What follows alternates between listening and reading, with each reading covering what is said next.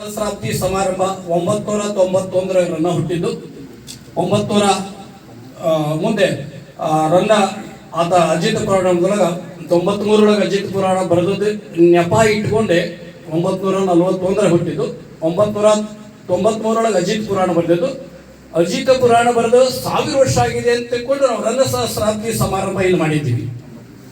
ಅವಾಗ doctor B R ಹಿಮಣ್ sir ಬಂದಿದ್ರು, ಮಾಡಿಯವರೇ ರನ್ನನ ಗದಾಯದ ಬಗ್ಗೆ 1 ಗಂಟೆ ಮಾತಾಡಿದ್ರು. ಅದು ಇಡೀ ರಾಜ್ಯದ ತುಂಬ ರನ್ನ ಸಹಸ್ರಾಬ್ದಿ ಸಮಾರಂಭ ಅಂತ ಪ್ರತಿಧ್ವನಿ ಆಗ್ತಾ ಹೋಗ್ತು. ಅದರ ನಿಮಿತ್ತವಾಗಿ ಮುಧೋಳದೊಳಗ ಅಖಿಲ ಭಾರತ ಸಾಹಿತ್ಯ ಸಮ್ಮೇಳನೊಳಗ ಜರುಗಲಿಕ್ಕೆ ಕಾರಣ ಆಯ್ತು. ನಮ್ಮ ವೇದಿಕೆ 93 ನಾವು ಆರಂಭ ಮಾಡಿದ ಅದೇ ಅಲ್ಲಿವರೆಗೆ ಮುಧೋಳದೊಳಗೆ ಏನೂ ಇರಲಿಲ್ಲ. ಅಲ್ಲ ಸರ್, ಮಾಲಿಂಗ್ಪುರದಾಗ ಕೇಳಿದ್ದೀವಿ. ಕೇಳಿದ್ದು ಅದರದೇ ಒಂದು ಬಹಳ ದೊಡ್ಡದಂತ ಇತಿಹಾಸ ಇದೆ.